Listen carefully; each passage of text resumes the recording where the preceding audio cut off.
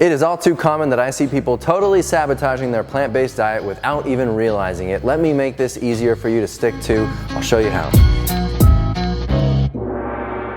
Hey everybody, this is Dylan. This video is for beginners and veterans alike because I see both groups all the time way overcomplicating and overthinking their healthy plant-based diet.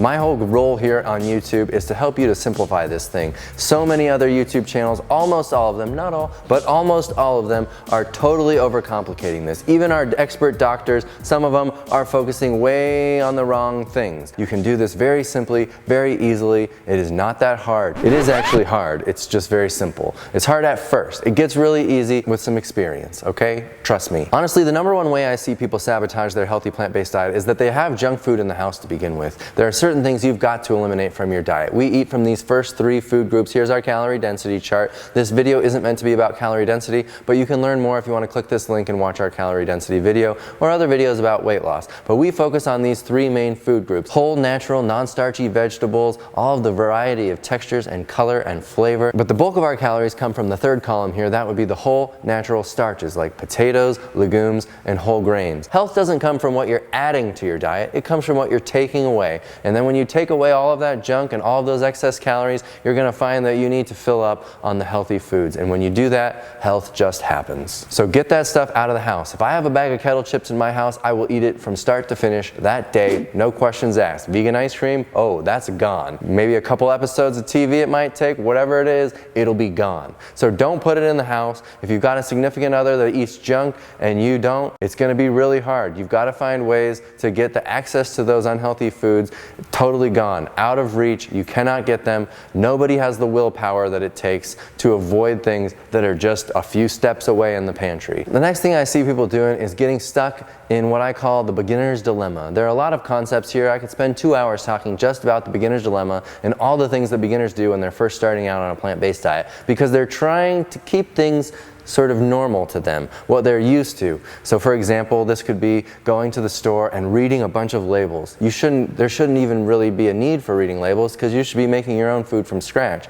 But you're reading all these labels and you're trying to find, okay, this diet is not supposed to have processed oil. And so you go and you get this and it's got all kinds of other processed garbage that you don't realize is just as bad as all this. Or you think, okay, nuts. I could just get a whole pile of nuts because they're oil-free. Or peanut butter, that has oil, obviously you can see it there, but it's not on the ingredient label, so it must be fair game. This can get people into a lot of trouble, just trying to read labels and find compliant food, like Mary's Gone crackers. Those don't have any oil, they're just little seeds and healthy food and a little bit of salt, but they're relatively healthy compared to like kettle chips, like I was saying.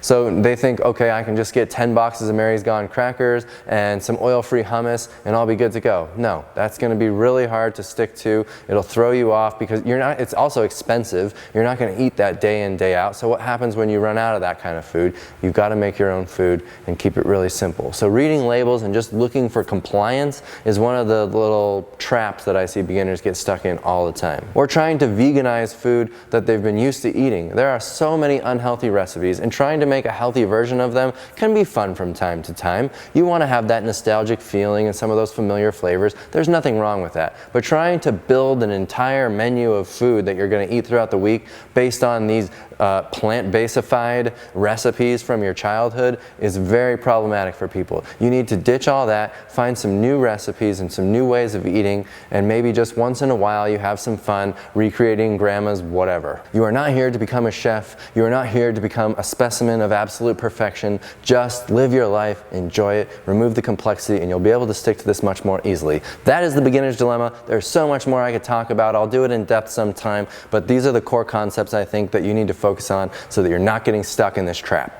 Let's talk about the perfection trap. We've alluded to some of that. The perfection trap is often part of the beginner's dilemma, in fact, but it's also something that veterans that have been eating this way for years get stuck on. They think they have to be absolutely perfect. I mentioned the Daily Dozen and these other reductionist things. Reductionist meaning you're breaking it down into these little parts, these little pieces that you can change and suddenly you'll be healthy. It doesn't work like that. You need to focus on the whole, the whole, the whole. T. Colin Campbell did it great in his book literally called Whole. You should read that book. It's excellent. It's all about health coming from whole natural foods, not these scientific little breakdowns of all of these foods and ideas. You don't need to focus on any of that. This is the perfection trap.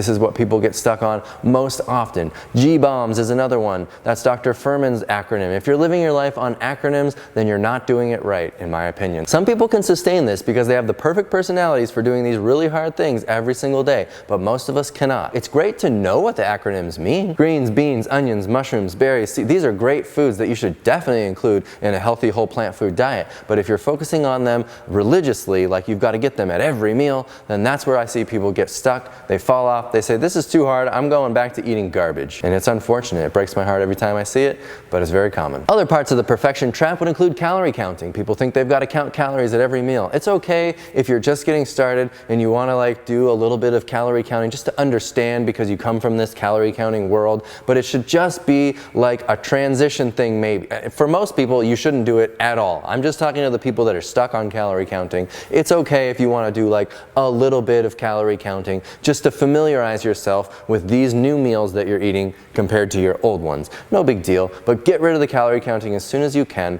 because you'll find out that all you need to do is focus on the meals, the styles of meals that you like. It's gonna be maybe 50% of the meals I make are gonna be meals you like. Grab those 50%. Those are the ones that might make you feel the best, the flavor's the best for you, whatever it is, just focus on that. And it turns out you can eat as much of those meals as you want until you're full and satisfied, and you're gonna experience great health, the weight loss, whatever it is you seek eating this way. There's a concept called the law of diminishing returns. You can put all of this extra effort into perfection, and your goal may be to live till you're 133 years old, but I don't care. All I want at the end of my life is to die quickly. That's it. I want to live my whole entire life without having a heart attack or a stroke that leaves me a vegetable where a nurse has to wipe my butt every day, and I understand people but can't even communicate with them. I do not want that life. I'm not here to live till I'm 120. I'm here to live well and die quickly. At the end of it all, I want to tell my kids and grandkids that I love them, go to bed and not wake up. That's the perfect life. This is how to get it. But back to the people that want to live until they're 130, the law of diminishing returns. You can put in a whole bunch of effort, but what are you really getting for it? At a certain point, you put in enough effort to get healthy and live the life that I just explained. After that, you're putting in a bunch of extra work and you're only getting a fraction of extra benefit from it. What's the point? Just do a lot less work, get a little less benefit, and you'll be much happier. You'll have more time to do all the things that we're here on earth to do. Another area I see even the best of us get stuck on, the people that have been doing this for years, is focusing on too low of calorie density because they think that's the perfect way to eat. It isn't. If you focus too low on the calorie density scale, it's going to lead to this binging cycle where you're binging and restricting and binging and restricting. You don't have to eat all low calorie density foods. You can enjoy some fats. Some people can get away with it. I'm not telling you to change your methods if they're working for you. This video is for the people that are struggling to stick to this, and chances are many of you are being too restrictive with your diets because you think you can only eat from those first 3 food groups on our calorie density chart. But the truth is that most of us can and should add a little bit of flavor to our food via maybe a creamy sauce made with some hemp seeds, something to add some richness to the food. So don't get into this trap of being so, quote, perfect with the food choices that it's going to lead to binging and overeating after that. For the people whose goal is weight loss, this is the most common screw up that I see,